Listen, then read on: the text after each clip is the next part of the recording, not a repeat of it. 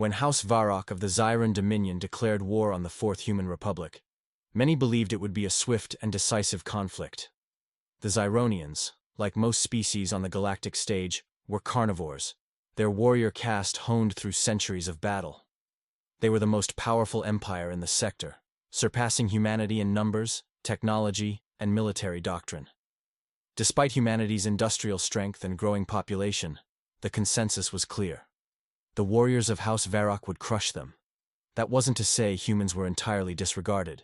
If they were truly weak, their rivals would have long since torn them apart. Though more peaceful than their warlike neighbors, humans had fought countless skirmishes on the fringes of their territory over resources and strategic positions. However, their lack of a dedicated warrior caste had cost them dearly. While their armies were disciplined and well-trained, they had lost more wars than they had won in their early expansionist days. Yet, they fought hard enough that most species preferred to leave them be, as long as they didn't reach beyond their means. Thus, humanity became concentrated within a small but densely populated territory. Their tribal mindset, a result of their omnivorous evolution, gave them an advantage over the pack mentality of their carnivorous adversaries. This allowed them to develop vast, urbanized worlds where tens of billions lived in relative harmony, something impossible for the fragmented, war-prone carnivores. Wealth came quickly, their industries flourishing, fueled by raw materials from their less developed neighbors. Still, all of this paled in comparison to the might of the Zyran Dominion, whose shadow loomed over the entire sector. So, when House Varok and their allies launched their assault, no one was surprised to see the omnivores forced into retreat. The battlefront was chaotic. Not every sector fell immediately, and the fighting was brutal, costing millions on both sides. But still, the human lines crumbled, and they were steadily pushed back toward their strongholds in the northern reaches, Velos, Artis Vive, and Nova Epsilon. Seeing their defenses breaking, and suffering defeat after defeat, the Terran High Command made an unprecedented decision. For the first time in human history, they declared total mobilization. The war would now be fought with everything humanity had. Alien observers were baffled by this declaration. As far as they were concerned, humanity had already committed everything and was still losing badly. The bulk of their fleets was already in battle, only to be outmaneuvered and picked apart daily by the relentless Zyran onslaught. The Zyran had proven their superiority, and many in the galactic community believed it was time for humanity to surrender. Why waste their remaining forces in a hopeless war when they could submit and retain some semblance of survival? But those closely watching humanity saw something different. The humans, despite their apparent losses, were taking massive loans. Vast sums of credits were funneled into purchasing unimaginable quantities of raw materials. The war raged on, and the remnants of the human fleets fought desperate, delaying battles. But there were too few of them to stand against the full might of multiple Zyran houses. One by one, human strongholds fell. Artis V was the first to be abandoned. The third human fleet, now at just 42% combat effectiveness, barely managed to evacuate as many civilians and industrial assets as possible before withdrawing. Months later, Velos fell. Its massive railgun arrays, which had held back the Zyran advance for so long, finally went silent as enemy forces descended upon the planet. Lastly, Nova Epsilon, the strongest of the human bastions, was breached. With Zyronian garrisons in place, they finally offered humanity a chance for peace. If humans surrendered their lost worlds, the Zyran would cease their invasion. The warlords of House Varok were impressed. They had expected the omnivores to collapse immediately, yet they had endured far longer than anticipated. But now, the Zyran were weary of war. Even their vast empire had its limits. Holding the overcrowded industrial human worlds was proving costly. Their warrior caste, even at full strength, lacked the numbers to sustain a war of this scale. The humans' response, however, shocked them. To attack one human world is to attack them all. The human government outright refused the peace offer. They would fight to the bitter end, refusing to dishonor the sacrifices of those who had already fallen in battle. The patriarch of House Varok was outraged. How could they still resist? Their armies were shattered, their fleets crippled. How dare they defy the inevitable? In fury, the Zyran Patriarch sought new allies, offering wealth and breeding privileges to any house that would garrison the conquered human worlds, while his own warriors pressed onward. His offer was quickly accepted, and now, free from occupation duties, the replenished Zyran fleet set its sights on humanity's core worlds. Here, they expected to find the final remnants of the human fleet, gathered around Sol and Terra Prime, the economic heart of humanity.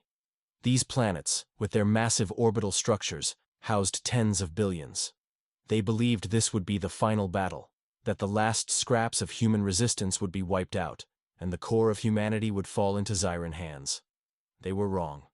Instead of a broken and battered fleet, they found a fully restored human armada, vastly superior to anything humanity had ever fielded before. The new fleet was armed with weapons reverse-engineered from Zyran technology. Its ranks were filled with fresh recruits, eager and half-trained, conscripted en masse. Here, the Zyran did not find a crumbling enemy. They found war, fire, blood. For days, battle raged. The exhausted Zyran fleet, worn down from years of war, clashed against a fully replenished human war machine. House Varok's greatest champions perished in nuclear fire, railgun bombardments, and particle blasts. The night sky burned as 1,000 dying suns erupted in the void. Yet despite suffering catastrophic losses, the Zyran held the field. The human fleet, even with its newfound strength, was driven back. The invasion of Terra Prime had begun, but the Zyran were about to learn the final terrible truth of their mistake. They were not fighting scattered human colonies anymore.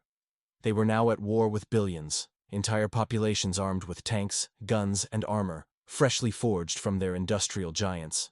What had started as a conventional war was about to become something far worse, a war of attrition, and in that kind of war, humanity would never break.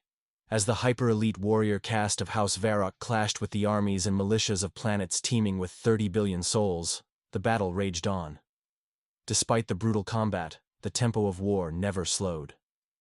With each passing day, House Varok was forced to withdraw more and more from the distant garrisons they had paid so dearly to establish. What had begun as a campaign of conquest had become a war of attrition, one in which humanity seemed eager to throw itself into, regardless of the cost. Every morning, the Zyran commanders wondered, would this be the day when the humans finally broke? Would these fresh recruits and hastily armed militias be the last reserves of an exhausted species?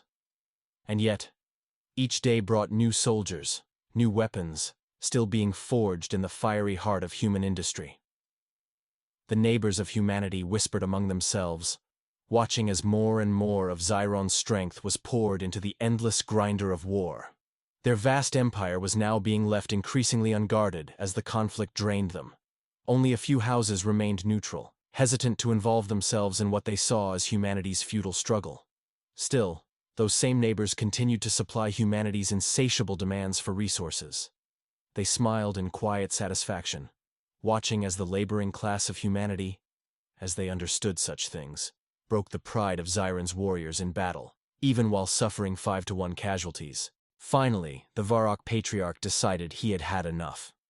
After years of relentless war, humanity's remaining fleets over their core worlds could no longer fully halt the Zyran advance. But the warlord's fury was unrelenting. He was now so desperate that he was even willing to work with his oldest and bitterest rivals. To these houses, he could offer no wealth, no favors. Such lowly offerings would not interest these proud and greedy factions. Instead, he offered conquest.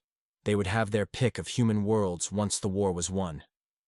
All he asked was that they aid him in bringing an end to humanity's illogical, ceaseless resistance. With this unholy alliance formed, a renewed and unified Zyran fleet pushed past the still-fighting core worlds and drove straight for their ultimate target, Terra itself. Here, they found humanity truly unprepared. They had arrived just weeks before humanity was to launch its own massive counteroffensive, one designed to finally halt the Zyran advance for good. And here, for the first time, the Zyran and the rest of the galaxy discovered what true total mobilization meant. The entire human industrial complex, after years of shifting toward the war effort, had finally completed its transformation. Human unemployment, once high, was now effectively zero. Every single citizen was either on the battlefield or in a factory, producing the tools of war. And to their horror, the Zyran finally realized the true nature of their enemy. Humans had no warrior caste. Every single human was a soldier in waiting. And the Zyran had given them all a reason to fight. That day, humanity's neighbors came to understand the fundamental mistake that had been made. This was not like warring with another Zyran house, nor was it like fighting another carnivorous species, which would eventually submit when faced with a superior force. Attacking the fringes of humanity meant attacking all of humanity. For all their internal arguments and divisions, humans ultimately saw themselves as one tribe. And when threatened, they would sacrifice anything to ensure the tribe's survival, far more than any pack-based species ever could. And so, across human space, the fires of war burned brighter than ever before. Even worlds far from the battlefront fed the war machine, pouring everything they had into a conflict that had become a war for survival. And when House Varok's fleet entered the Sol system, they expected to face yet another hastily rebuilt human armada, a desperate, last-ditch resistance. Instead, they found something else entirely. An armada 3 times the size of anything humanity had ever fielded before. Vessels equipped with weapons and shielding reverse-engineered from Zyran technology. Troops hardened by years of grueling conflict, no longer inexperienced conscripts, but seasoned veterans of war. What followed was the death knell of House Varok. Even disorganized and caught off guard, the human fleet fell upon the Zyran armada like a storm. And in the end, sheer numbers became their own form of superiority. The greatest warriors in the galaxy fell, not to an elite enemy, but to the relentless tide of those who had no warrior caste at all.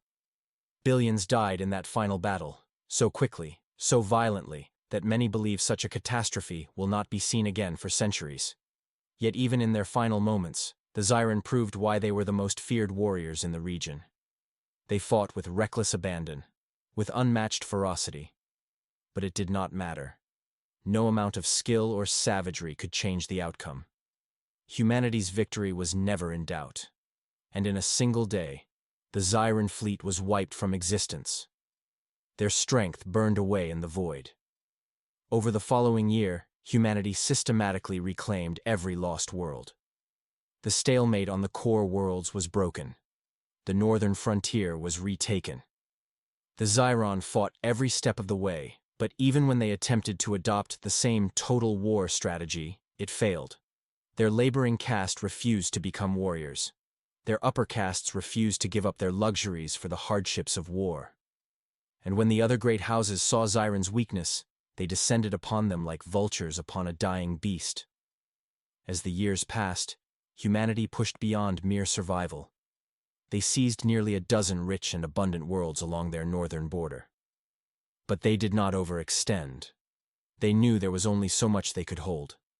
Total mobilization had won them the war, but at a terrible cost. Now their neighbors watched them with quiet respect and uneasy fear. They spoke in hushed whispers, wondering, what happens when humanity is truly backed against a wall?